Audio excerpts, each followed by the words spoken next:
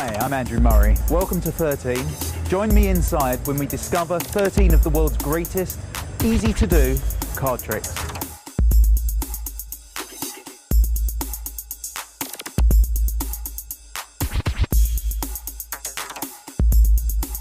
The card under tablecloth is one of the strongest effects in Magic. It's one of the strongest effects on this DVD. Try this out and you will see people's jaws drop open in amazement. Deck of cards. I'm going to flick through the cards. Anytime you like, just say stop for me. Stop. Here? Yes. Can you see the card? And you have the card? Very slowly, very fairly, watch. What I do is I take the cards and I push. And when I push, you'll notice one card comes to the top of the deck, the 6 of... It's not your card. No. No, you see, if we look through the deck, we can see, in fact, every single card. And if we were counting as we look through, you'd realise there's only 51 cards.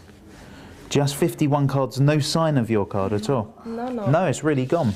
Because you remember we pushed. Yes. But we pushed too hard. You see, if we just wet the tablecloth ever so slightly, that allows us just to break through the tablecloth, just to tear it, just like so.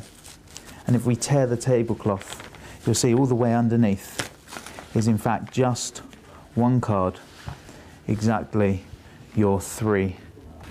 Hopefully, the card you chose.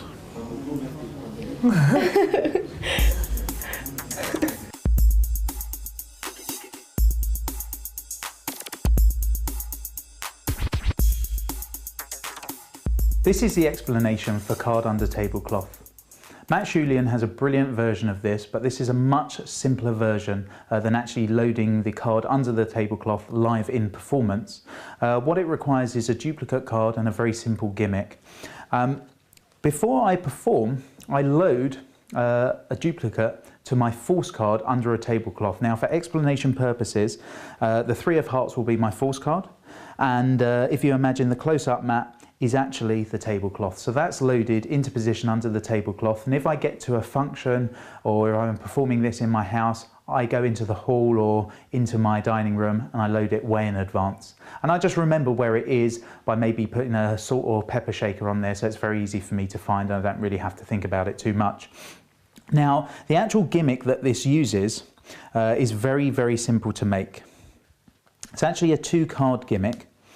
And you can see the front card, it can be any card, in this case I've used the 4 of spades, and glued to this behind is a duplicate of the force card, the 3 of hearts. Now what I've actually used is a 3M product called Spray Mount. Now this is repositional spray glue, and what I've done on the 4 of spades, so imagine this was the 4, I've sprayed just the bottom section here with the 3M glue, the Spray Mount. That's readily available from any good stationers, and I've allowed that to dry for about a minute.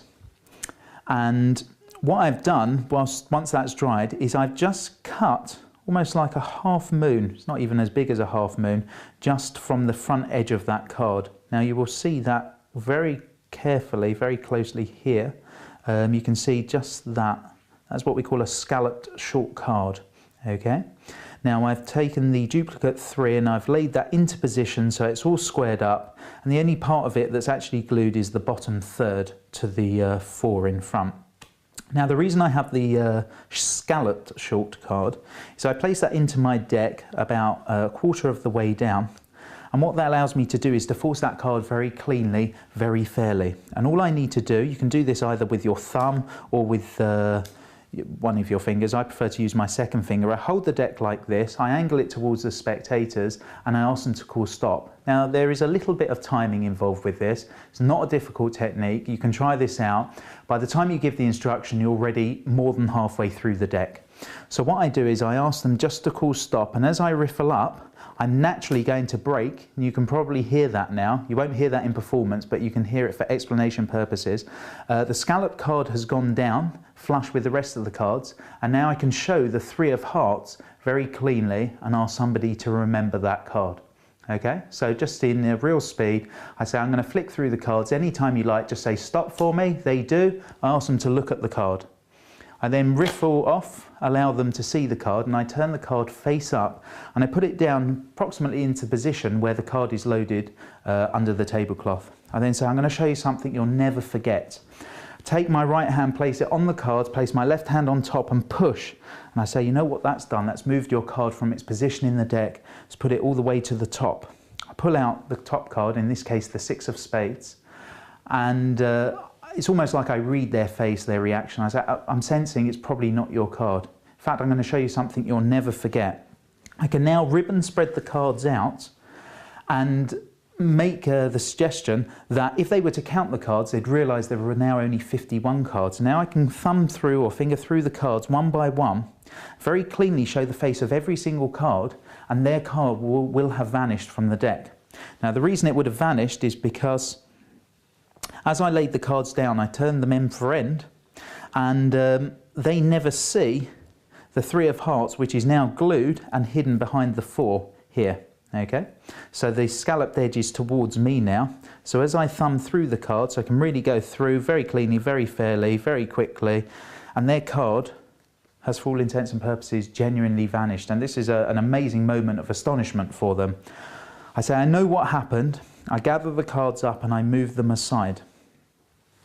Now what I usually do is, if I'm working and there's a paper tablecloth, I'll take a glass of water and I'll just wet the tablecloth, which makes it easier to tear through the paper.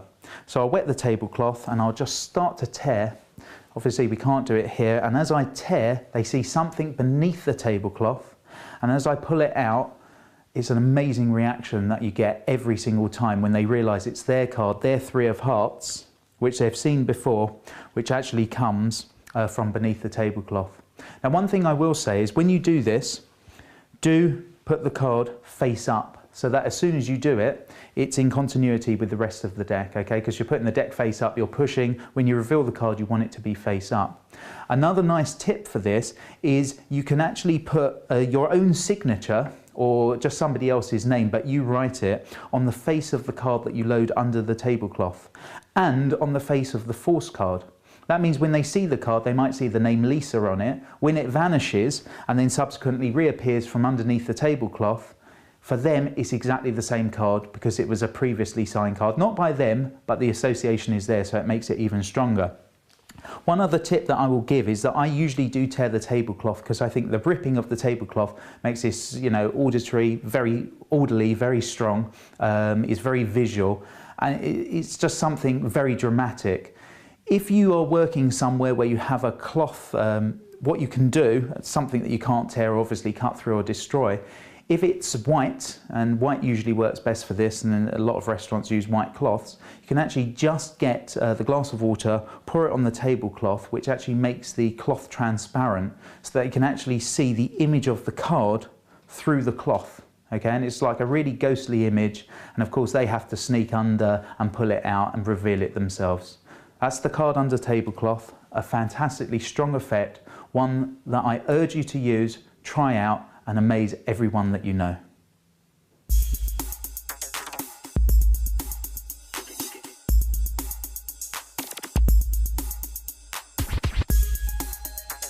Under My Spell is a very practical, easy to do routine. You can use a borrowed deck of cards and you can apply many different presentations. Check out the live performance. Would you reach in and remove a card, please? Yes. Have a look at it and show it to the camera. As I run through the cards, anytime you like, say stop. Stop. Place a card back. The rest of the cards go on top. Now, I'm going to try to find your card in a magical way. Just concentrate on your card, please. Your card was a black card. Yes. But not a spade. Not a spade. No. If I need to find a card, would you just hold your hands out for me? Say the Ace of Hearts. I could spell A-C-E-O-F-H-E-A-R-T-S. I end up with the Ace of Hearts. But you chose a card as well. Which card did you choose? Jack di Fiori. The Jack of Clubs. Yes. But if we spell J-A-C-K-O-F-C-L-U-B-S, we end up with your Jack of Clubs. Yeah. Jack di Fiori, yeah.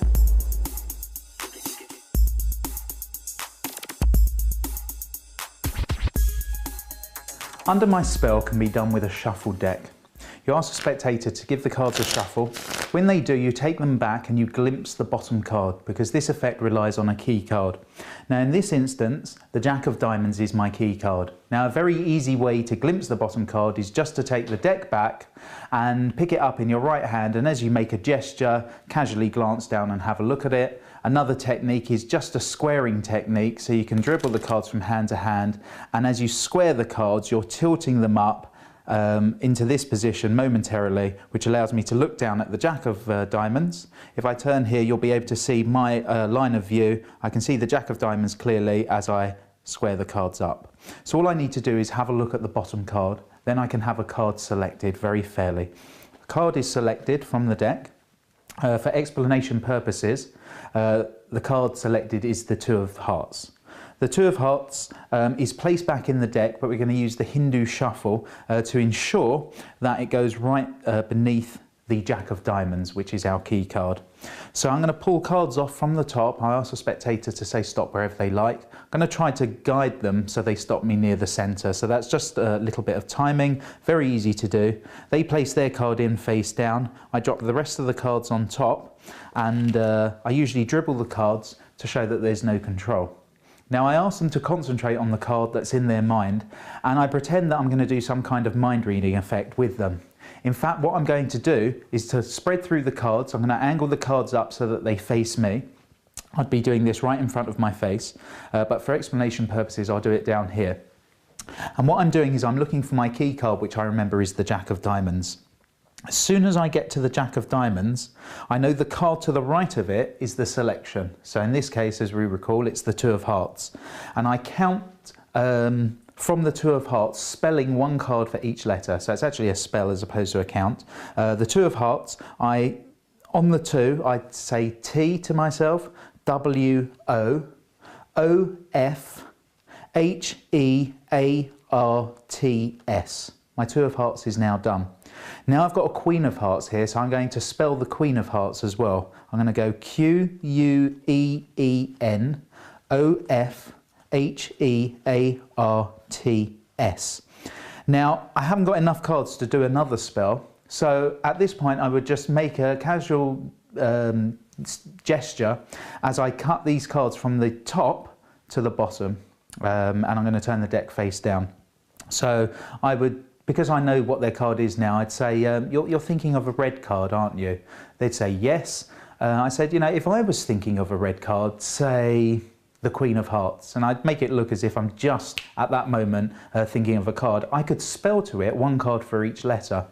And sometimes I throw in a false cut here. This is taught elsewhere on the DVD, but it's a very practical cut that you can use in lots of routines. Doesn't change the order of anything, but I now spell one card for each letter. So I say the Queen of Hearts, I could go Q-U-E-E-N, O-F-H-E-A-R-T-S.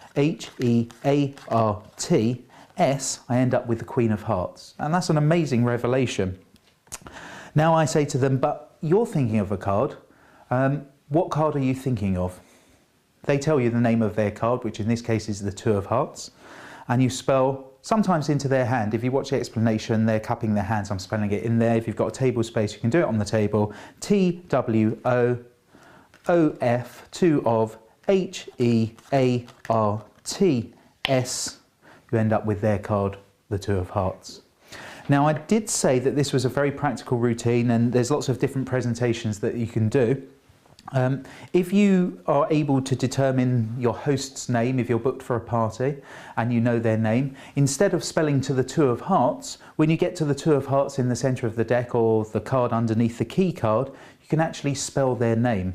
So instead of spelling Two of Hearts for the second revelation, you can spell the Queen out and say, you know what, you chose a card, but it's personal to you. So instead of spelling the name of the card, we'll spell your name. So if I was doing it for myself, I could spell Andrew Murray, and on the final Y of Murray, I turn it over and it's the chosen card. It's very practical. If you try it out, you'll realise it's very flexible. You can use it in almost any situation. And this is one I know that you're going to use and enjoy.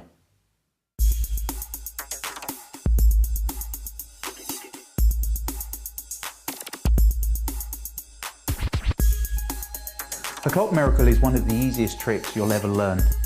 It's a brilliant trick, it's multi-phase, multi-climax, and it packs a massive, massive punch. It's one of my favourites and I hope it will become one of yours. Learn it well and use it for that special occasion.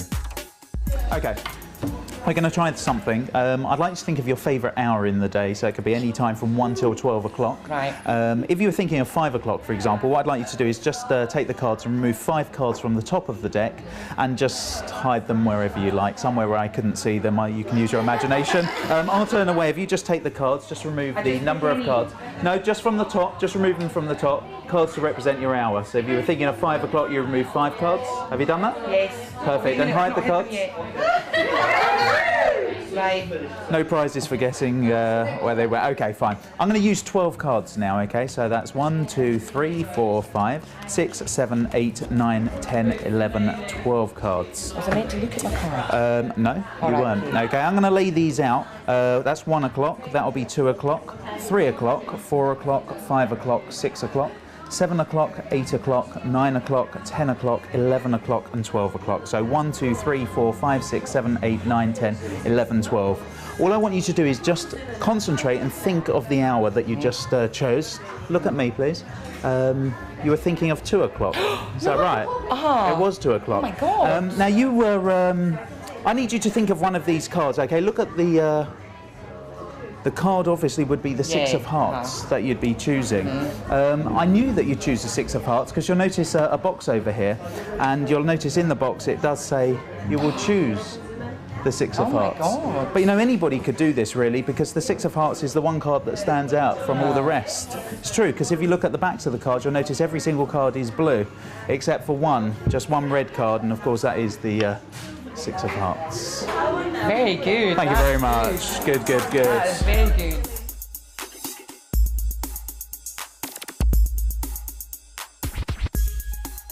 Clock Miracle is my handling of the clock trick.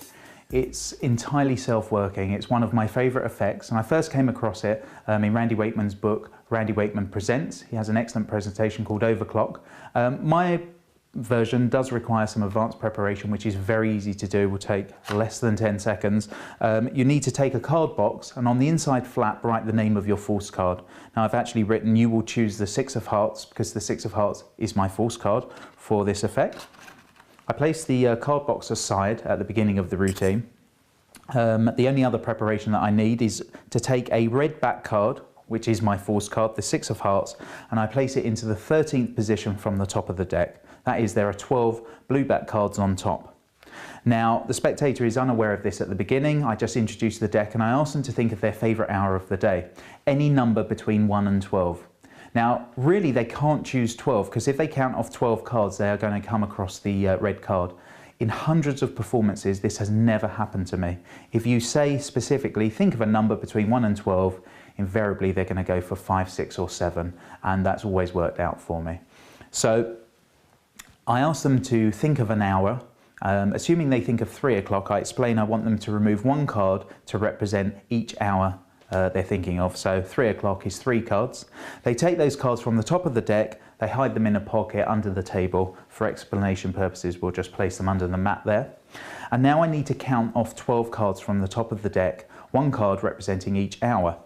Now, because I have a red back card, I can't let them see the red back in advance before I need it as my climax. So I just tilt the deck up towards me so the backs are towards me and I deal the cards off one at a time, counting as I do. So that's 3, 4, 5, 6, 7, 8, 9, 10, 11, 12. I set the rest of the cards on top of the box. And I say, you're thinking of your favourite hour. I'm going to lay the cards out in a clock formation. I do this anti-clockwise. I start off 1 o'clock, 2 o'clock, 3 o'clock, 4 o'clock, 5 o'clock, 6 o'clock, 7 o'clock, 8 o'clock, 9, 10, 11 and 12 o'clock. You'll notice the 12 o'clock card is at a different angle to the rest of them, just makes it easier for them to observe the clock face and know where the cards are. But I recap, I say, think of the card that's at your favourite hour for me. So we've got 1 o'clock, 2 o'clock, 3 o'clock, 4, 5, 6, 7, 8, 9, 10, 11, 12. So there's no confusion, I really point it out. Now, because I know my force card is the 6 of hearts, as I go through to explain we've got 1, 2, 3, 4, all the way through to 12 o'clock, I just go 1, 2, 3 o'clock, and I remember 3 because that's my false card. Okay, that's all that I have to do. The trick is over from this point of view. So I say, you've now got a card in mind. They agree that they have. I push all the cards into the centre here, and I ask them to concentrate and just think in their mind of their favourite hour of the day. Now, I usually address the spectator directly, really look at them in between the eyes when I do this. And if you go back to the performance, you'll see exactly how I handled this. I start to say the sentence, I want you to think of your favourite hour, concentrate on the hour. But I never finish that sentence because I want it to appear as if, as I'm halfway through, it suddenly occurs to me what hour they're thinking of. So the way I would usually do this is just think of you're thinking of 3 o'clock, aren't you? And that's an amazing moment for them because supposedly apparently there's no way I could know what they're thinking of. So I've done something mind to mind with them, which is very strong. I say, you're thinking of 3 o'clock. Now I want you to concentrate on your card for me. They do that, I pause, I say, you're thinking of the 6 of hearts, aren't you? Another climax, they're absolutely stunned. I said, you know, I knew that you'd think of 3 o'clock and subsequently the 6 of hearts before today, and I can prove it. At this point, I remove the deck from on top of the card box, and I say, because I wrote it down, I flip the lid, and I let them see very clearly inside the case that it says, you will choose the 6 of hearts. That's the third climax. By this point, they're absolutely speechless. And then I just pause and I just wait a couple of seconds because I'm going to build up to the biggest climax of all. And I say, you know, anybody could have done this because the 6 of hearts is the one card that anybody could find. Now I leave that slightly ambiguous for them to think about it for a second. And then I turn the rest of the cards that represented the clock face down, and I start to spread them. Now, if you can see this nice and clearly, you can see that you can only see blue back cards here. Now, that's the ideal situation. You want to try to keep the red card hidden till the very last second. As you spread through, you'll say, because you'll notice every single card here actually has a blue back. Just one card sticks out like a sore thumb. It's one red card, and it is your one, the 6 of hearts. Please don't underestimate the power of this effect. It really is entirely self-working. It's down to your presentation, but play it well. Time the climaxes and you're going to have something which you're going to use for the rest of your performing life and something that people will enjoy and talk about for a long time to come. I hope you enjoy it.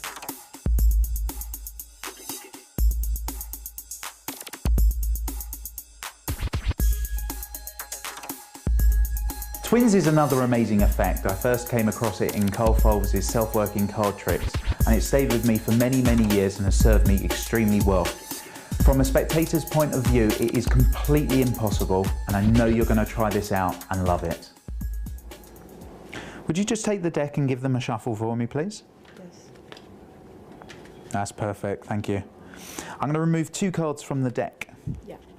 I'm going to take out these cards. I'm going to lay them face down onto your hands. That's the first one. And the second one is just about there. Excellent. Now, I'm going to show you what they are. We have the 3 of spades and the 2 of spades.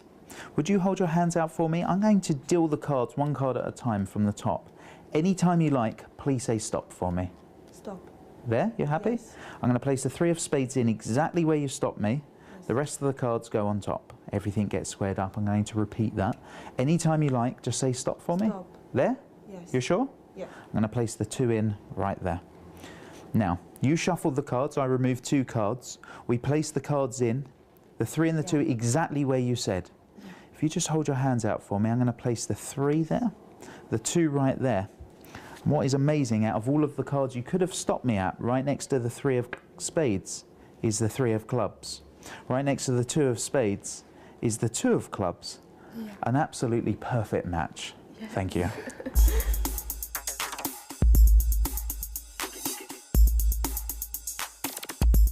This is the explanation for twins. You start off having a deck shuffled by a spectator, and this is absolutely a genuine shuffle. And the great thing about this is if you're at a party and you haven't got any props with you and somebody asks you to do something, this is one of the tricks that you can do with an old deck of cards which is 18 inches thick because they've held onto them for the last 20 years. The condition of the deck is not important for this, so this will really serve you well and get you out of many a sticky situation. It's a real miracle.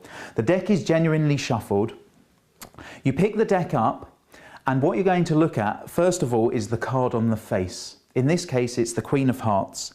And holding the deck up towards you, and I'll do this down here so you can see it, all I'm going to do is remove the card which is the mate of the queen. Now the shuffle, by luck alone, has brought the Queen of Diamonds directly next to the Queen of Hearts. So as I would look through the deck, I would just remove the Queen of Diamonds and I'll place the Queen face down onto the table. I now need to look and glimpse the card on top of the deck. In this case, it's the Nine of Clubs. So I would do this as I spread the cards. I look at the Nine of Clubs and I continue spreading until I find the mate of the nine, which obviously is the Nine of Spades. I up jog it and I place that face down on top of the Queen that I removed first of all. The rest of the deck is set aside, and now I take these two cards together so I don't alter their position. I turn them face up and I say, you can clearly see the Queen and the Nine.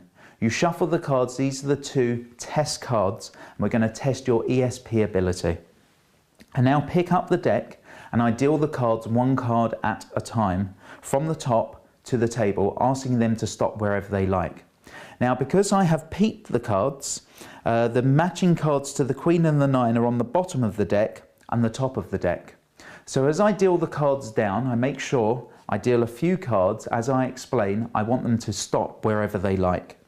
As soon as they stop me, let's say it's here, I take the Queen and I place the Queen face up exactly where they stop me, and I place the rest of the cards on top. What this actually does is place the Queen of Hearts directly face to face with the Queen of Diamonds. Because the nine, the matching nine to the Nine of Spades, was originally on top and I reverse counted the cards, the matching card to the nine is now at the bottom, which means I can repeat the effect. I can deal through the cards, asking them to stop wherever they like. They genuinely can stop wherever they like. I place the nine in, and when I drop the rest of the cards on top, I'm placing the Nine of Clubs face to face with the Nine of Spades. I can now recap the situation, and I suggest you really play this up for all that it's worth. I spread the cards out and I allow them to see that the Nine and the Queen are really in random positions decided by them. I then pick the cards up, and as I spread through the cards, all that I say is, this is where you stop me with the Queen of Diamonds. And I break the deck and I take the card above the Queen and the face up Queen and I lay them down to my right. I continue to spread. I do exactly the same for the nine. I show the nine, I say, this is exactly where you stop me with the nine, removing the card above the nine and the face up nine. And then I spread the deck out and I allow them to see that all of the cards in the deck are different, and ask them how they knew to stop the Queen of Diamonds right next to the Queen of Hearts, how they knew to stop the Nine of Spades right next to the Nine of Clubs. It's an absolute miracle class moment. Please try this out. It's a superb reputation making routine that's very, very easy to do.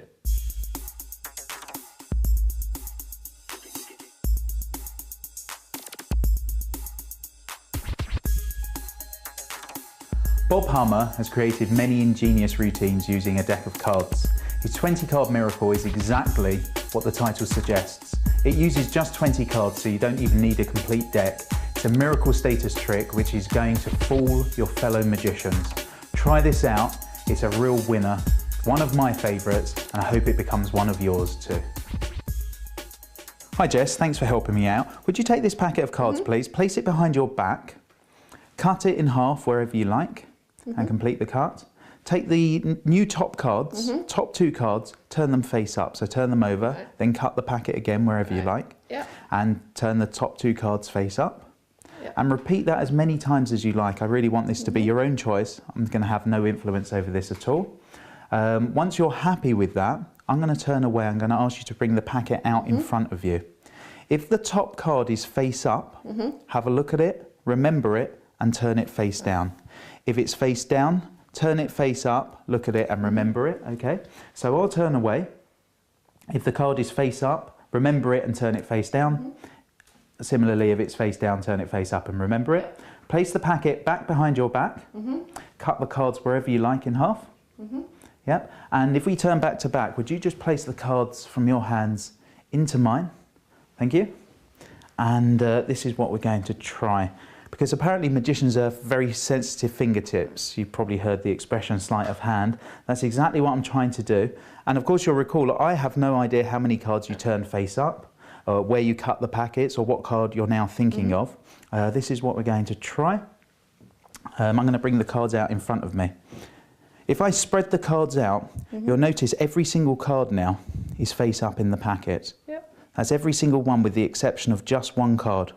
Jess, what card did you look at? 8 clubs. 8 of clubs, and you'll see right there is in fact the 8 of clubs. Yep. Thank you very much.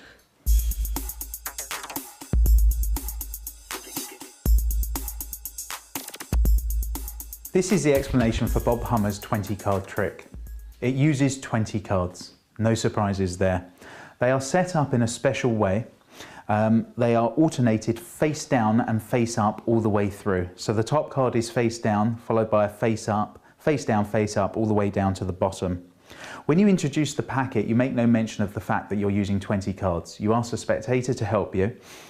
This is not really one of those kind of tricks you want to do in a noisy bar because it does rely on specific instructions. It's a real magician fooler, so try this at the next convention. 20 cards are used. You give explicit instructions as follows. You ask the spectator to take the cards behind their back. You say, it's a packet of cards, we're going to try something, take them behind your back. When they're behind their back, they can cut them anywhere they like. So this is what they would do behind their back. They cut them wherever they like. I ask them to take the top 2 cards, thumb them over and turn them face up. Because they think all of the cards are face up, obviously this makes sense. What they're actually doing is taking a face up and face down card and just reversing the situation. They do that as many times as they like. They can cut the packet, they take the top 2 cards, they thumb them over, they reverse them. It doesn't matter how many times they do this. Once they've done that, you now need to give them a specific instruction.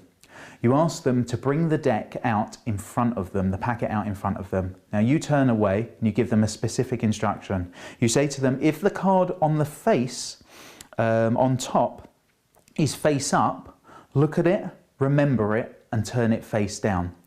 If it's face down, turn it face up, look at it and remember it and leave it face up. Now in this case, the card is the King of Spades, it is face up. So, as per the instructions, I would ask them, if it's face up, look at it, remember it, and turn it face down, which they do, and then cut the packet wherever you like. That's exactly what they do. We now stand back to back, and I take the packet from them.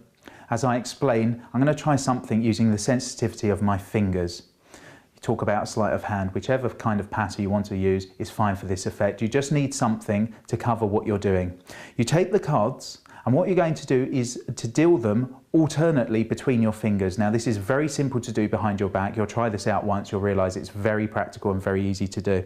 Now when I say alternating, what I mean is you take the top card between your forefinger and thumb, the second card between your little finger and third finger, and you're going to alternate the deal between the packets.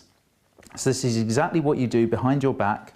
You're just pushing them in like this, one card at a time.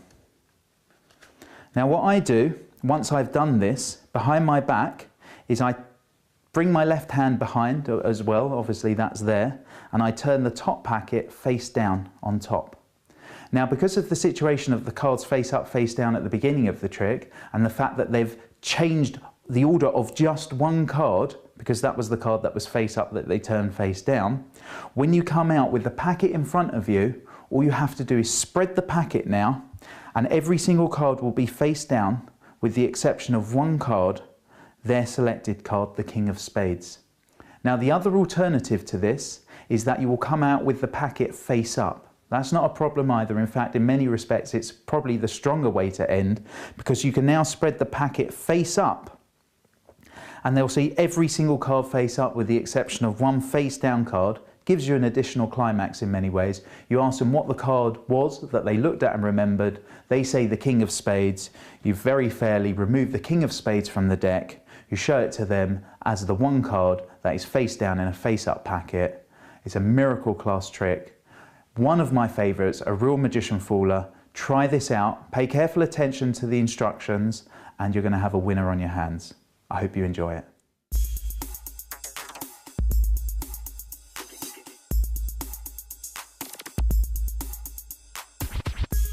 This is the explanation for the shuffling lesson. This is a Chad Long effect, which is superb. Really do not underestimate the power of this routine. I wanted to extend a personal note of thanks to Chad for allowing us to include this on this DVD. I hope you enjoy it. We're going to try something using a deck of cards.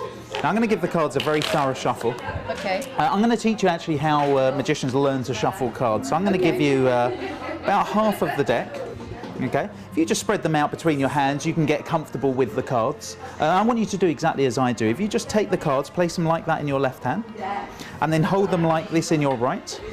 What you can do is you can actually pull one card with your left thumb into your left hand. Yep, just like that, perfect. And then another one on top, and then another. Yeah, that's fine. And then one more. And once you feel confident, you can actually pull like a small bunch of cards, and you can shuffle off until you come to the top. Excellent, that's perfect. I can tell you've probably done this before. I'm a quick learner. Yeah, you're a quick learner, perfect. Now there's another way that you can destroy any stack within a deck, and that's if you spread the cards out between your hands. You can push up like a block from the centre, and then you can come over and you can pull the block out of the centre, and you can put them back on top. Okay, and if you do that again, that absolutely destroys there being any stack of any kind within the deck. Perfect, back on top. Now another way to destroy the stack is if I deal 2 cards here and 2 cards here and 2 cards here and 2 cards here, if you do exactly the same across there, so that's 2, 2, 2 and 2, perfect. Now what we need to do is deal 1 card at a time and keep repeating that till we've dealt all the cards. Now this is the best way to shuffle a deck. This is the way the croupiers shuffle a deck when they open a new deck in a casino, to make sure everything's fair and random. Now I've been doing this a long time. You'll notice despite all of the shuffling, I've actually ended up with the King of Diamonds, the King of Clubs, the King of Hearts and the King of Spades. But I've been doing this a long time. Let's see how well you did. Would you turn over the top cards? Pretty good. An Ace of Clubs. That's amazing. Ace of Spades, Ace of Hearts, the Ace of Diamonds. Absolutely perfectly done. Brilliant. Thank you very much. Thanks.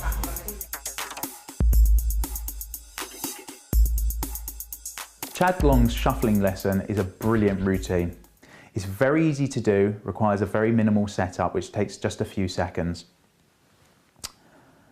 What you do is place the 4 aces on top of the deck, and you place the 4 kings on the bottom of the deck. You're going to explain to the spectator that you're going to teach them how to shuffle. As you explain that you're going to teach them how to shuffle, you riffle shuffle the deck, retaining the kings on the bottom and the aces on the top. Now this is a very simple technique. You break the deck in half. The left thumb allows at least 4 cards to fall first, so that's the 4 kings covered. The right thumb allows all of its cards except for a top block, including the aces, which it holds back, to fall, and it allows the final block to fall on top. Okay, so when you push the cards together, you still have the aces on top, and you still have the kings on the bottom. Now in real time, it's a very disarming shuffle because it just looks as if the cards are really genuinely mixed together and they are unaware of the position of the aces or the kings. Now you're going to give the top half of the deck to the spectator. As you ask them to familiarise themselves with the cards, you make a gesture and you spread the cards between your hands. As you do that, you eye count the bottom 4 cards, and I just very casually make a gesture, break and bring the kings from the bottom of the deck straight up to the top. If you go back and watch the performance, you'll realise this is a very casual action which never gets spotted. So now the position is you have your 4 kings on top of your half, the spectator has the 4 aces on top of their half. Now for explanation purposes, I'm going to do everything with my half, so you will see exactly how this works. As I'm doing this, a spectator would be doing exactly the same with their half. So first of all, you explain that when you first started off learning to shuffle, you used an overhand shuffle technique. And you ask the spectator to take the cards in their left hand, then come across with their right hand and hold the deck like this. And you ask them to pull 1 card from the top into their left hand, repeat that with the next one, and the next one, and the next one, until they feel comfortable enough to start pulling small blocks and they can shuffle off to the top. What this does is very sneakily move the kings that were originally on the top to the bottom. So the 4 kings are now on the bottom of the deck. Now if I move to the spectator's half, they would be duplicating these actions. So they'd be doing exactly the same, pulling 1 card at a time from the top to the bottom, shuffling off, And unknown to them, they have now moved the 4 aces from the top of their portion to the bottom of their portion. You now explain that one way to destroy any stack, any cyclical stack in a deck, is to spread the cards out, to push a section from the centre up, and to strip that out from the centre and to place that on top. Now what that does is do nothing except keep the kings on top. It does change the order of the cards, but the ones that you're trying to retain the order of are the kings themselves. Okay, so you can do this as many times as you like, move from the centre up to the top. You are not disturbing the setup of the kings on the bottom, and similarly when they copy your action, they are not going to disturb the 4 aces which remain on the bottom of their portion. Now you explain the best way to really ensure the cards are well mixed together is just to deal 2 cards from the top, followed by 2 more, 2 more, and 2 more. Okay? You deal them into 4 piles, and then you ask them to deal the cards off singly. Now you'll realise as you do this, as long as you keep the same pattern, dealing 1 card to each packet, at the end of the shuffle, the last 4 cards that you're going to place on top will actually be the 4 kings. They repeat that, and they're dealing 2, 2, 2, 2. Remember, when the actual performance, they're doing this simultaneously, so they're copying you, so they don't do this after, it happens all at the same time. They end up with a portion of 4 cards, so 4 piles in front of them. You end up with the same, and you explain very casually, almost jokingly, that I've been doing this a long time, and that's why here I have the king of spades, the king of diamonds, the king of hearts, and the king of clubs. And when they turn over their cards, which they've been shuffling, handling all the time, they will be amazed to find on top of their portion they have the ace of hearts, the ace of spades, the ace of diamonds, and the ace of clubs. The shuffling lesson, a brilliant routine. I hope you try it out.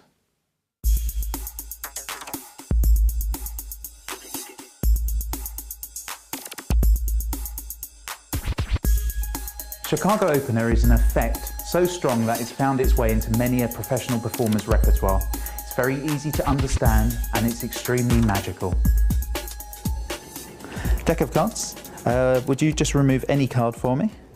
Please have a look at it. Let the camera see it as well. Thank you. Please don't forget your card. As I go through, just say stop. Stop. There, pop your card back. The rest of the cards go on top. I'm going to give the cards a twist. Something magical is about to happen with your card. If we spread through the cards, you'll notice one card, just one card, turns red. Yes. Now, of course, a few moments ago, you chose a card. There's now 1 red card in the deck, and you see the 1 card that we do have is, in fact, the 2. Yes. Here's your 1. Perfect. I'm going to take the 2. I'm going to pop the 2 just into my pocket.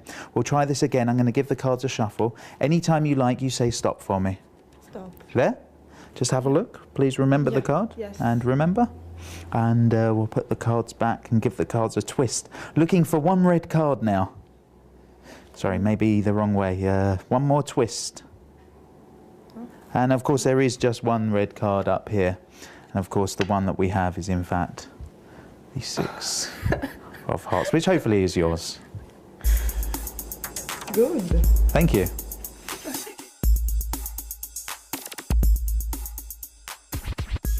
This is the explanation of Frank Garcia's Chicago Opener. You do require an extra card, which is a red-backed duplicate of one of the cards in your blue-backed deck. Now, the red-backed duplicate goes on the bottom of the deck. You can see here I've got the 6 of hearts, and the blue-backed duplicate goes immediately above it. So we have 2 6 of hearts, blue-backed on the bottom, and beneath that, so the bottommost card is the red-backed duplicate 6. You have a card chosen, so you can do any kind of shuffle or false cut to retain the red card and the duplicate on the bottom. You spread the cards out and you ask for a card to be chosen. That card is selected. In this case, the card selected will be the ace of clubs. You use the Hindu shuffle control to make sure that card gets placed beneath the red card. So that is, you pull cards from the top of the deck, ask a spectator to say stop wherever they like. They do. When they do, the ace of clubs goes on top of the section, and you place the right hand portion on top, which places the red card on top of the selected card. You square everything up. You explain that something magical is going to happen. Make any kind of gesture you like. I usually give the cards a twist which is a nice display. And you spread the cards out to show there's now one red back card in the centre of the deck. This is a really strong moment for the spectator. You cut the cards so that the red back card is on top, and then you get yourself ready for a double lift. Now you can use any style of double lift if you like. The simplest way to do this is just to gesture with the red card to push over slightly on the top card, and as you pull it back you're getting a pinky break underneath it. So when you place the red back on top, you now have a break under two cards. You ask them the name of their card, you execute a double lift, show the ace of clubs for the first climax. They're absolutely astonished their card is now the red back card. You turn the double face down and you thumb off the top red card. Now they think that's the ace of clubs that they've just seen, but of course we know that is now the duplicate of the six of hearts, which is now on the bottom of the deck. Okay? By cutting the red card to the top, automatically we'll place that to the bottom. Now you're going to use the Hindu Shuffle Force very effectively. Sometimes rather than placing the red card on the table, I can put it into my breast pocket. If you check out the performance, you'll see that's what I did. That stops anybody prematurely turning the card over, although in my experience nobody ever does, because the heat is not here at all. You can do a Hindu Shuffle from the centre, which doesn't disturb anything. The force card is on the bottom.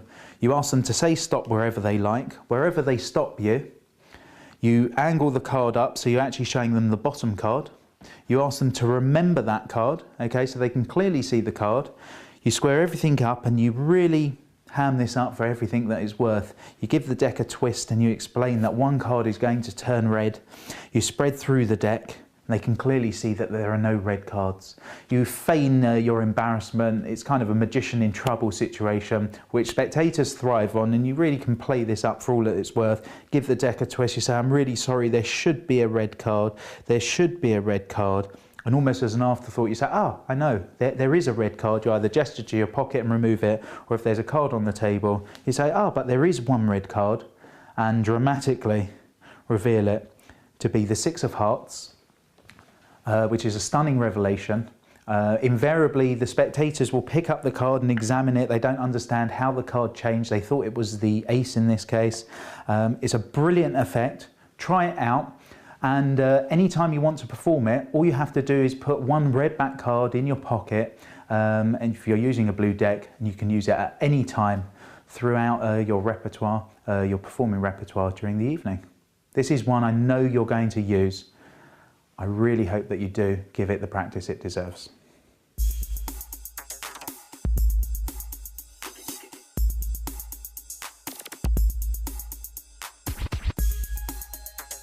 Henry Christ's Fabulous Four Aces is a superb routine that I know you're going to use. When you lose the aces in the deck, shuffle them and reproduce the aces, it looks like it's taken you 20 or 30 years of practice just to master the techniques necessary. It's very easy to do, extremely practical, and I know you're going to enjoy it. We have here the four aces, the club, the heart, the spade, the diamond. A magician's practice to find the four aces. I'll show you how we do that. I take about a quarter of the cards and I place them behind each ace. So it's about a quarter of the deck behind the diamond, the spade, a quarter behind the heart and behind the club. And what we do is we lose each ace in the quarter of the deck. So we really put that in there, make sure that really is lost. I'll do that again with the ace of spades. Ace of spades really does go all the way in. Next with the ace of hearts, I want you to really see the ace of hearts really does get trapped into the centre of the deck. And finally with the ace of clubs, we'll cut that one all the way in. Now there's a special way that we find the aces. I'm going to give the deck a twist. When we do that, when we spread the cards out, you'll notice one card turns itself face up in the centre. You'll notice it's a red 7. And the 7 is an indicator card. If we spread through the deck, excuse me, let's turn these face up. We have the 7 of diamonds, which will help us find the ace of diamonds. If we count down 1, 2, 3, 4, 5, 6, 7 cards down, we end up with the ace of diamonds. I'll do that again, this time speeding things up with the ace of spades, give the cards a twist. When we spread the cards out, you'll notice the ace of spades turns itself face up, right in the centre of the deck. I'll do that again, this time using spelling for the ace of hearts. So that's one card for each letter. That's A-C-E-O-F-H-E-A-R-T-S.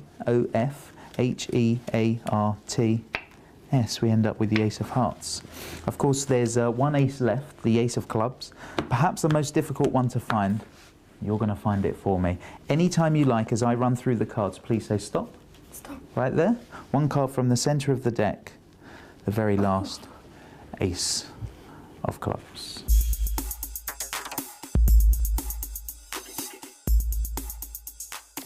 Henry Christ's Fabulous Four Aces is a superb routine. You need to remove the 4 aces from the deck and lay them out from your left to right in the following order: ace of clubs, ace of hearts, ace of spades and ace of diamonds. You explain that each ace is going to be lost in its own respective quarter of the deck, and you pick the deck up, which can be genuinely shuffled at the beginning, and you spread over.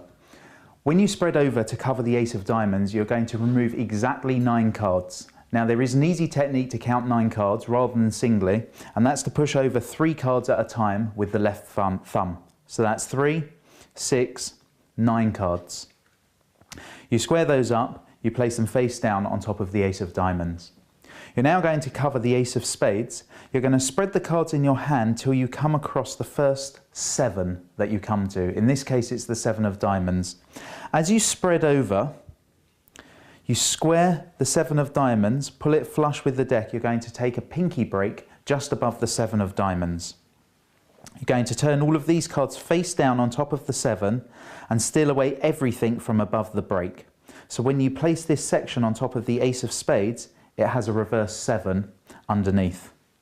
You're now going to split the remaining cards in half, place half face down on top of the ace of hearts, the remainder on top of the ace of clubs.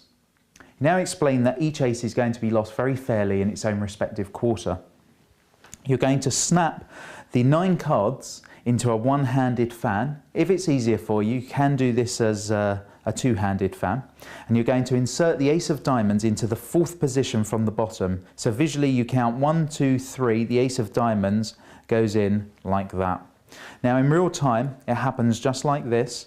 Very casually, you say the ace of diamonds gets lost into its quarter. You pick up the ace of spades. The ace of spades you leave out-jogged, and you're going to place the remaining cards behind the ace on top, and you're going to push that all the way in. You're going to take the ace of hearts, you're going to place that face down on top of its quarter, side jog to the right, place everything from the right hand on top, and hold everything. And you're going to show the ace of hearts, so that the ace of hearts you can see. The ace of hearts is absolutely there, and you're going to pull it in, and you're going to keep a pinky break underneath the ace of hearts. So you can clearly see the pinky break there. As you're doing that, you're just going to move the ace of clubs on top of its portion. You're going to cut directly to the break and place the remainder on top as you push the ace of clubs flush. The deck is absolutely squared up, and now you're set for the revelation, which in many respects is almost automatic. First, you explain you're going to find the aces, you give the deck a twist however you like, and when you spread the cards from hand to hand, you're going to show that there's a face-up 7 in the deck. Now you can spread on the table as well, a nice wide spread to show that there's just one card face up. You pick the cards up, and as you spread them hand to hand, you get to the 7, and you're going to hold a break underneath the card underneath the 7, okay, which incidentally is the ace of spades. Okay, I hope you can clearly see the ace. So what happens as you spread, you're going to turn everything above the 7 face up, and you're going to take a pinky break underneath the card beneath the 7, which is the ace. Everything goes to the table. You're going to place the 2 cards, so that's the 7 and the ace, on top, and you're going to count 7 cards, explaining you will find the ace of diamonds. The revelation happens, diamonds, spades, hearts and clubs. So you count face up 7 cards. That's 1, 2, 3, 4, 5, 6, 7 cards is the ace of diamonds. You set the ace of diamonds to the side, turn everything face up and place it on top. You now explain you're going to find the ace of spades more directly. Again, give the cards a twist. Make a nice wide spread either on the table to show the ace of spades face up by itself, or in the hands to show the ace of spades face up. What happens is you break everything below the ace of spades, including the ace of spades, in the left hand. You thumb the ace of spades on top of the ace of diamonds, and everything from the left hand now goes on top. You are now set up to count to the ace of hearts. It's one card for each letter. So that's A, C, E, O, F, H, E, A, R, T. On the S, you turn the card face up, you now have the ace of hearts. When you place the ace of hearts on top of the other two aces, you now have the ace of clubs on top of the deck. What I do, as I remove the ace of hearts, I just take a pinky break underneath that, place everything from the table on top, and I immediately cut to the break, bringing the ace of clubs to the bottom of the deck, and I continue to cut small packets so it looks very random and very fair. I now ask somebody to call stop wherever they like, and I'm going to produce the card very simply using a Hindu shuffle control. I pull a block from the centre to start with, just Hindu shuffling, keeping the ace of clubs on the bottom, and I ask the spectator to call stop wherever they like. Once they understand exactly what's going to happen, I pull from the top, small sections.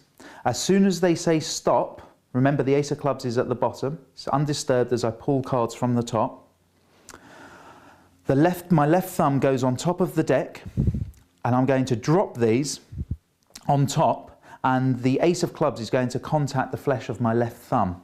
So what happens in real time is as they call stop, that immediately happens. All I do is extend my left thumb, one card comes out from the centre of the deck, and in one motion, I flip that over to show the ace of clubs. Now I'm going to show you that again in real time. The ace of clubs is at the bottom of the deck. I do a centre Hindu shuffle which keeps the ace at the bottom. I explain they can call stop wherever they like. As soon as they call stop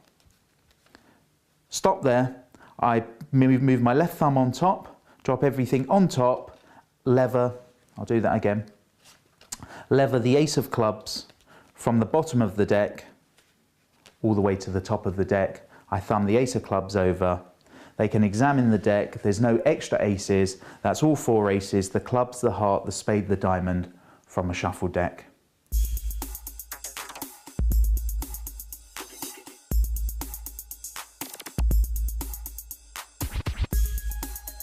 Paul Curry's Out of This World is one of the greatest routines in Magic, and it's fooled some of the top minds in Magic. It's going to fool every layperson you show it to. This is my presentation for that astounding routine. So we have a deck of cards here. You can see all the cards are randomly mixed together. I'm going to give the cards a very thorough shuffle. So we have a random assortment of reds and blacks.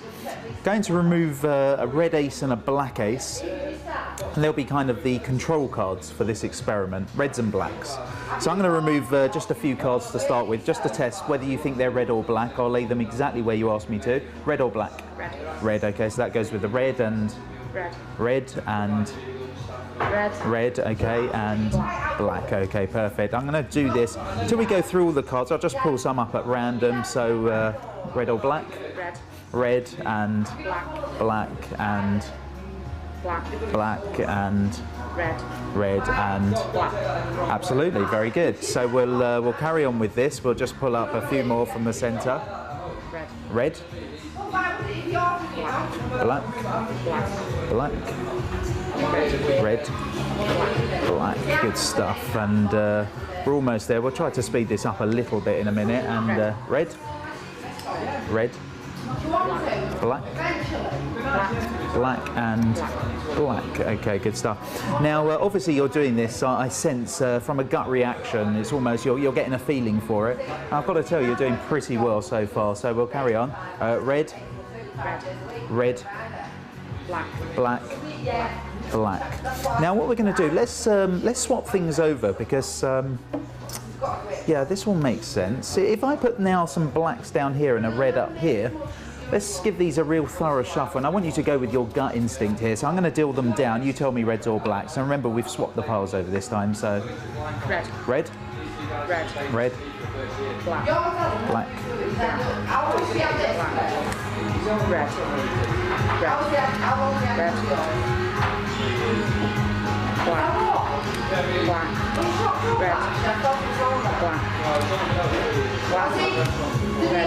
You sure? Yeah. Yeah, very good. Yeah, excellent. And Red. red. Black. black, Black. black, Red.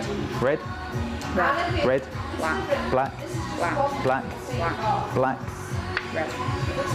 Absolutely. Now, I'm going to be honest with you. Some people that are really good at this get about 50% of the cards right. Well, let's have a look how well you've done. So first of all, we started off with the blacks. With the black ace, you see we got black, black, black, black, black, black, black, black, black, black, black, black. I'd say that's extremely well done. If you have a look over here, you'll notice you've got red cards. Every single red card with every single red card. That's halfway through the deck. But if we just square these up and have a spread, you'll notice you did it all the way through, all the blacks with the blacks, all the reds with the reds. Absolutely, 100%, perfectly done. Thank you for joining me, and brilliantly done.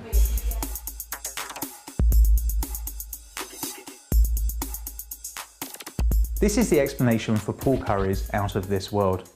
This is one of the great effects in Magic. I start off by shuffling the deck, and I let the assisting spectator know that the deck is a real assortment of mixed cards, blacks and reds. I explain that I'm going to test their ESP ability, and to do this I'm going to remove 2 test cards. Now I will usually go for the aces, in this case a red ace and a black ace, and I'll just thumb through and I'll remove those and I'll place them in front of me to the left. I now give the cards another shuffle if I like, and what I'm going to do is to remove blocks of cards, so a few cards at a time. And when I do this, what I'm actually going to do is remove just the red cards. Okay? They think it's going to be a random assortment, and I give every impression that it is, but all I'm going to do is to go through and I'm going to up jog all the red cards. Now obviously the cards in performance would be angled towards me. For explanation purposes I'll do it down here. So I'll probably up jog 7 or 8 cards, something like that, and then I'll take them out one card at a time and I'll say, where do you think red or black? So they'll say red, black, red, black, so on and so forth, till they end up with a mixture of reds and black cards in a pile similar to the one that I'm just making here. What actually happens is that the red cards, the red ace will have all red cards behind it, and the black ace will also have all red cards behind it, and that's important for the final revelation. So I'll continue to up jog these. I'll remove all of the red cards, and I do this until I just have 1 red card left in the deck. In this case it will be the 10 of hearts. So these are all put into their nominated positions. And then halfway through the routine it occurs to me, I say, you know what, I'm going to try to swap things over. So instead of the reds being at the top, let's put the reds at the bottom and the blacks at the top, so we'll swap things over. Now I've only got 1 red card here, it's a 10, so I'll say let's try this with a 10, make it seem very casual. I lay the 10 down into the bottom pile, and I'll look through my packet and I'll remove a 10 as well, and I'll put it into the top pile. Now all of the remaining cards in my hands are black cards. I turn these face down and I shuffle, and I explain, because this is quite a long procedure so far, we're going to do this quickly, go with your gut instinct. So exactly the same procedure, they nominate some for the top, some for the bottom, some for the top, some for the bottom.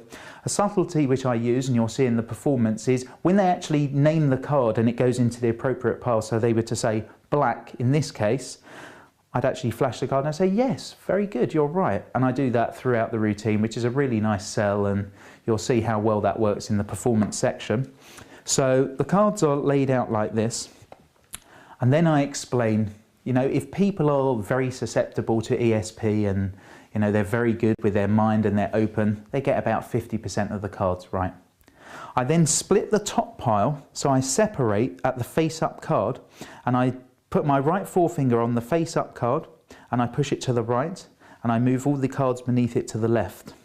And then I draw attention right down here on top of the ace, and I say, you were first of all trying to find the red cards, which is amazing because here we do have red cards.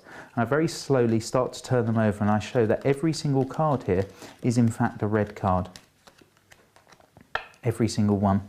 And then I draw my attention back to this pile and I say, but of course we swapped this one over, and then you had to find the black ones. And I deal them down one at a time and slowly find and reveal that they've chosen every single black card. Now this is where the major difference between my handling and any of the handlings that I've seen before is different. A lot of the time you would have to make a a very dodgy looking switch of the packets, but I think this one really flows nicely. And I would like to credit Bruce Smith, who I used to work with many years ago, for showing me this handling. I don't think it's original with him. He didn't know the creator, but he did share it with me, and I'm sharing it with you now. Instead of making any dodgy switch, all you do is you leave the first face-up card on the table, you scoop everything up above it, you turn everything face up in your hand, you spread face up, you show all the black cards together, which you can now push together in a neat pile. Take the face down card, turn it face up, as you say, every black with the blacks, every red with the reds, to bring the trick to an amazing climax. This is one that your spectators are going to remember and talk about for a very, very long time. Really give it the attention that it deserves, try to build it up, really put a nice presentation in with this effect, and it's one that you'll be booked again and again to perform for the crowds that love to see magic.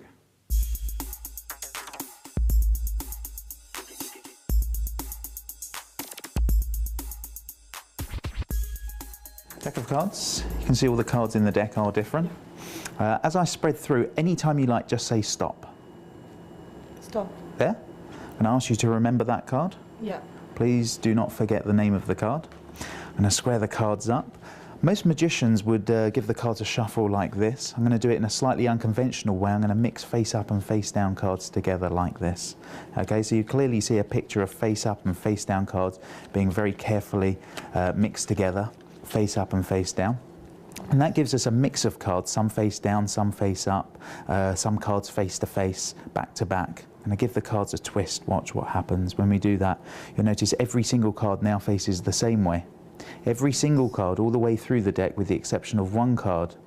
Hopefully your 3 of clubs.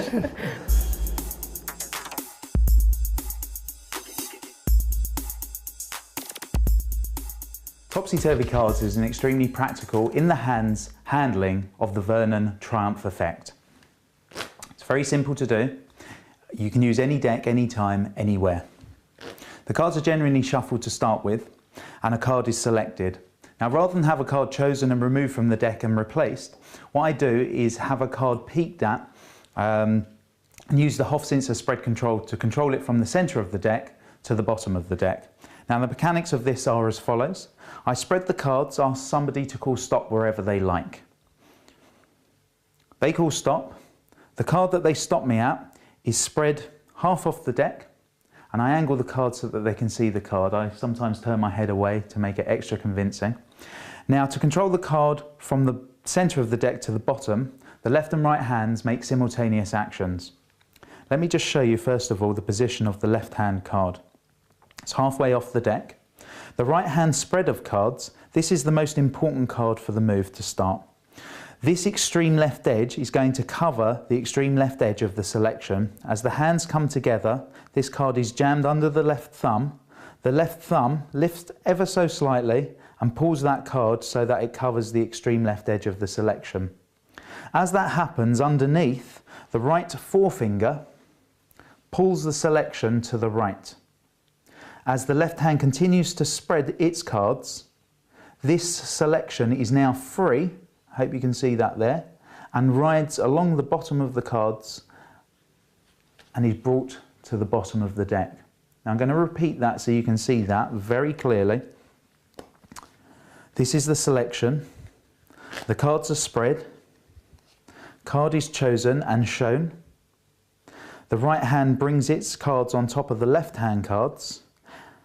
The card is aligned, the edges are aligned, and then the left thumb, pulls the rightmost card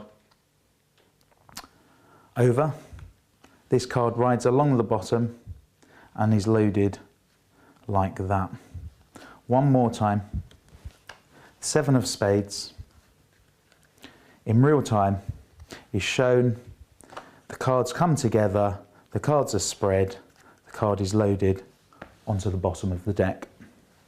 Now, in order to facilitate a very easy cut at the end of the trick, you leave the 7 of spades on the bottom and you bevel the cards downwards. Now, you can either do it just like this, very casually in a gesture, or you can spring the cards from the right hand to the left hand. The selection is on the bottom. The shuffling procedure happens between the left and right hands as follows. The left hand spreads cards over from the left to the right. The right hand takes them in a palm up position, turns palm down as the left hand continues to spread, turns palm up. Each time the left hand spreads off about 6 or 7 cards, and you continue to spread all the way down to the bottom. Now you do this until there are about 4 or 5 cards left. The right hand turns palm down, pushes every single card off except the bottom card, which is the selection. As it turns palm up again, the selection is loaded on top. Now this looks like there is a genuine mix of cards, face up, face down, face up, face down. The real situation is you have the selection on top, followed by approximately half the deck face up, followed by approximately half the deck face down. Now there is a natural break near the centre of the deck because of the beveled cards, and this will come into play in a couple of seconds. You cut beneath that break to show a mix of cards. You mentioned that there's some cards face down. Cut above that break to show some cards face up. And now what you're going to do is cut directly at that break. Now that is a very natural break. There's a big section there where the right thumb just contacts above that break, and you just bring up like that. So in real time, from spectator's view, the right thumb comes over, lifts up at the natural break, and instead of showing the card and turning palm down and replacing the section, it stays palm up and places that section on top. So effectively you've turned the top half over. You now make a gesture, give the cards a spin, spread the cards out. Every single card will appear face down except for the selected card, their 7 of spades, to end an amazing trick.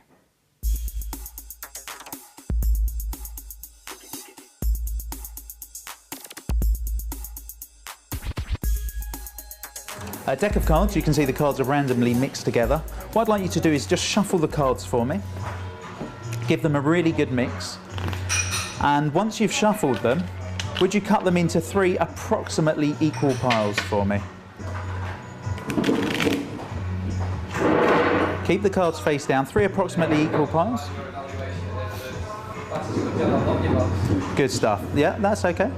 Okay, perfect. What I'd like you to do is to pick up any of those piles, please. I'll turn away. Have a look at the top card of that pile. Please remember it and show it to the camera as well. Yeah? Turn that entire pile face up. Place the face up pile on top of one of the remaining face down piles. And place the other pile on top of all. So you've sandwiched some face up cards between some face down cards. If we cut the cards roughly in half, would you just shuffle those 2 halves together so we have face up and face down halves being shuffled together?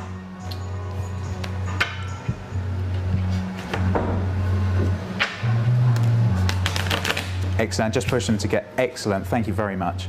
Okay, now you'll realise we have a complete mix of cards. Some face up, others face down. Nobody knows exactly where your card is within this packet. Now that card kind of feels right to me. It's the way you looked at it, it felt just right. What card did you choose? 10 of diamonds. You see right there is the 10 That's amazing. of diamonds. Thank you very much.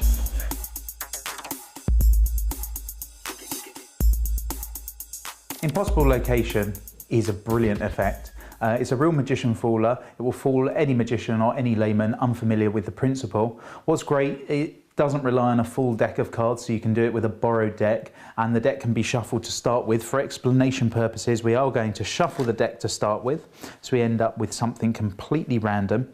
And you ask the assisting spectator to cut the deck into 3 approximately equal face down piles. They do that, and you ask them to pick up any pile. It really doesn't matter which one they choose. We'll say this one. They can shuffle the cards again if they like. What they need to do is have a look at the card on top of the packet and remember it. So in this case it would be the Queen of Hearts. They turn it face down. You ask them to place the entire packet face up on top of either of the remaining 2 packets. They can place it on top of either. We'll do that, and they place the remaining face down packet on top. So the situation here is very simple. Just to recap, you have about 1/3 of the deck face down, 1/3 of the deck face up, 1/3 of the deck face down. You can ask them to split the deck in half, or you can cut it in half yourself. And if they're proficient and capable of doing a good riffle shuffle, by all means encourage them to do so. Otherwise, you can very cleanly riffle shuffle the halves together yourself. And you can do this at fingertips to show that there's no funny controls or anything like that. Now, once the riffle shuffle is done, to find the card is very, very easy. All you do is you pick the cards up and you need to turn them the opposite way to the way they lay on the table, so the different orientation. So in this case, you can see the 5 of spades is face up. I'm going to pick it up so that it's face down in my hand, and I'm going to spread through the cards. Now, this relies on a very simple principle, which is self-working. When you spread through the cards, you'll notice a certain run of cards. And as you can see, there's a long run of face-up cards. I'm going to start from the beginning again. You'll see we have a mixture, just 3, 1, 1, 1, 1s of singles, face-up cards, but then you'll come to a big block of face-up cards. At the end of the block of face-up cards, there'll be one face-down card. That will be the selection. Okay, it works by itself, it automatically works. So the way you would do this in real time is to say, you've chosen a card, you've shuffled it face up and face down. You can see the deck is a real mess of cards. And all you do is you go through, say, I'm kind of getting a sense of one card. That one feels right to me. If you like, you can cut it so that it's more central. Ask them to think of the card or name the card that they chose. Strip it out very fairly and you can show it is the Queen of Hearts, exactly the card that they chose. And it's a very, very effective, strong revelation of a chosen card from a shuffled deck where you handle nothing. Try this one out, you'll really enjoy it.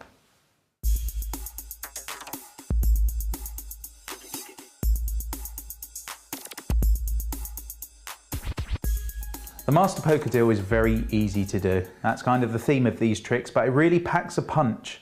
Try it out. You'll see the kind of reaction you'll get. People will think that you spent years mastering the skill and technique required for a real card cheat. We have here the 4 aces. Yes. If we were playing poker together, there are certain ways that I could cheat to guarantee that I have the winning hand. I'm going to place the aces on the bottom of the deck.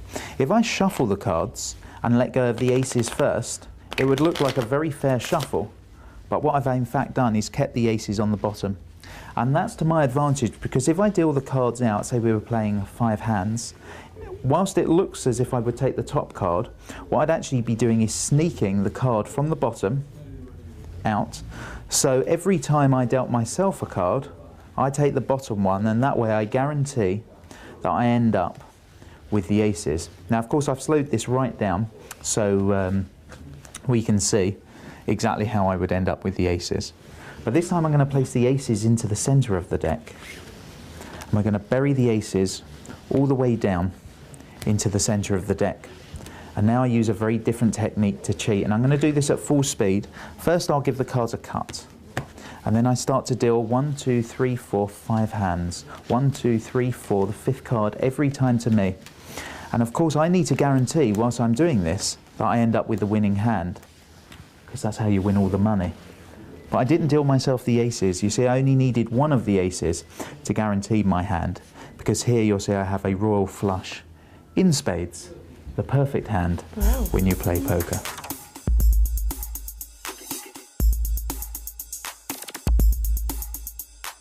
This is the explanation for the Master Poker Deal. I've always loved poker deals, but a lot of them require very complicated setups. This achieves the same end purpose, but the setup is very, very simple. For the final display, I use the Royal Flush cards in spades. I think people perceive those as the strongest cards. And all I do is I keep the 10, the Jack, the Queen and the King of Spades on top of the deck. Okay, so they remain on top. And I have the 4 aces on the bottom. The important thing to remember is the Ace of Spades has to be the bottommost card. Okay, so that's the really important point here. I explain that magicians can cheat when they play cards, and often you'll be propositioned and say, well, can you cheat at cards? So this is a great routine to go into on the spur of the moment. I explain that the way I would cheat is to keep the aces at the bottom of the deck. At this point, the spectators are unaware of the stack at the top of the deck, okay? So I show them the aces at the bottom, and I explain that I'm going to reveal some of the techniques to cheat.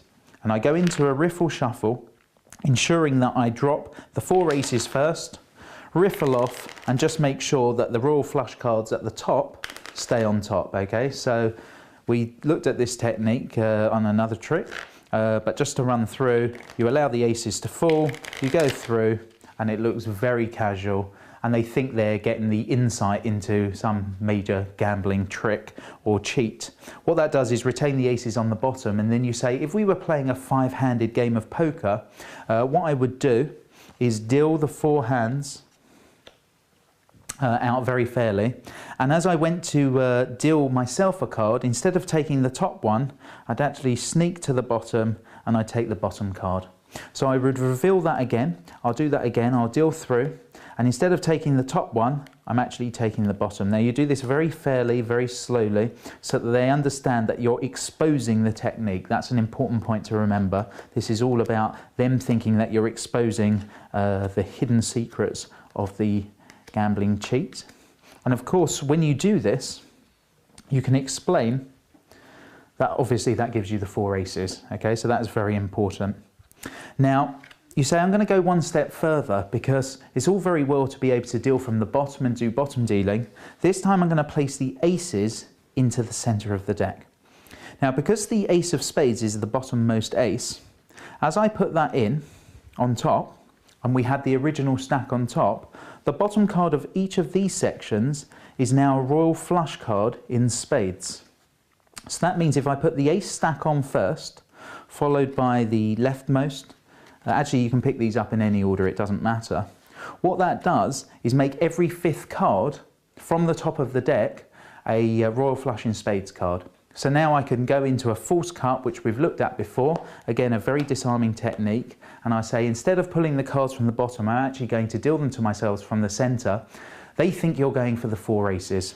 So you deal very quickly, very fairly, and you say, I'm not going to expose the technique, and they can burn your hands because you really are taking the cards from the top, 1 card at a time, and as you deal through, everything looks very fair till you've got 5 cards, and you explain, actually, I've kind of been tricking you all along, I didn't need the aces. In fact, not all of them, and you pick your cards up, turn them face up, spread them out, and you say, I only needed 1 because this gives me a perfect royal flush in spades, the best hand that wins the money every single time, the master poker deal.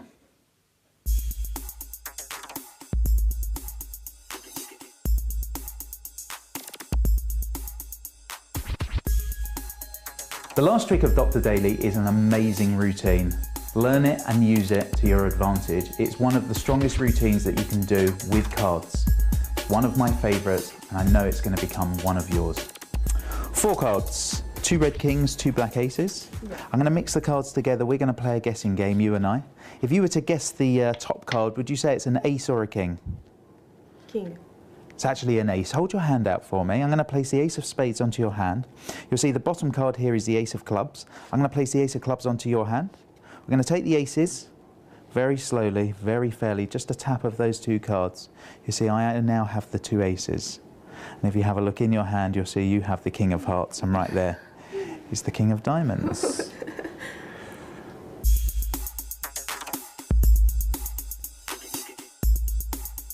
This is the explanation for the last trick of Dr. Daly.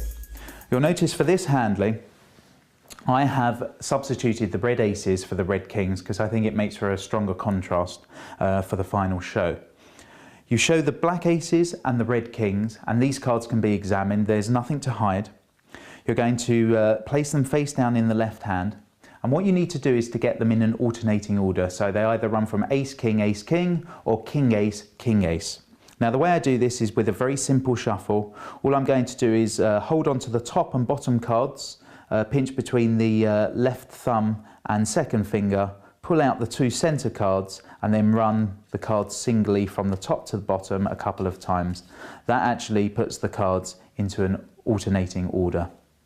Now, as I make a gesture, I ask a spectator, with the top card, I just pull off a single card, I ask them whether they think it's an ace or a king. Now I'm setting myself up for a double lift. Double lift is to lift 2 cards from the top under the guise of just lifting 1, so they will think it's just a single card when in fact it's a double card. As I make the gesture, I just take a pinky break, underneath the top card. So the way that happens is as I push the cards, I'm actually pushing over all the cards. As I gesture with this card, I just pull the top card back flush and I hold a pinky break. This card now goes on top and I ask them, do they think it's an ace or a king? It doesn't matter what they say. Whichever they say, you do a double lift of the top card, you leave it out jogged so that you can push it back, and as you push it back, you retain the pinky break. So if they say a king, you say, absolutely right, hold out your hand for me. This is the King of Hearts. You place the King of Hearts, you turn the double face down, and it looks as if you place the king into their hand, but because of the double lift, you're actually placing an ace into their hand, okay? So the ace goes down there, they think it's a king. You now gesture and say, I have another king, it's on the bottom. And now you're going to do a double lift from the bottom, which is a very simple technique. The easiest way to teach this is to turn everything face down, pull over with the left thumb just the top card, and to lever the two remaining cards face up on top, and you can allow them to fall on top. So you say, we have another king, this is the King of Diamonds. I'm going to take the King of Diamonds, and you're going to turn the double face down. Again, very easy because you only have 3 cards. You're going to push over with the left thumb, turn the King of Diamonds face down, place it into either their other hand or another spectator's hand. So you've got the King of Hearts and the King of Diamonds. Watch, I'm going to do something very magical. You make a gesture, you tap their hands, and as you come like this, you turn these cards over to show you now have the kings. They will be absolutely astounded. They can turn the cards over in their hands and they will find they are holding the aces. Try this out. It's a very simple routine to do. Making a double lift from a 4-card packet is very, very easy. Make it look natural. What I would suggest is you practice turning over a single card and then you try with the double card, trying to duplicate the action. You're not turning over a manhole cover, you're turning over a piece of cardboard. So make it look very natural, and this is a routine which packs small, plays big. One of my favourites. I know it's going to be one of yours.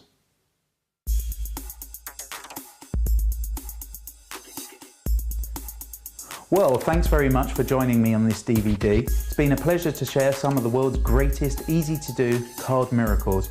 Try the material out, practice the presentations, and you'll realise the reactions you get from this material will be some of the strongest reactions you will ever get when you perform magic professionally or semi-professionally, or just for fun, just for your friends. Thank you very much, and goodbye.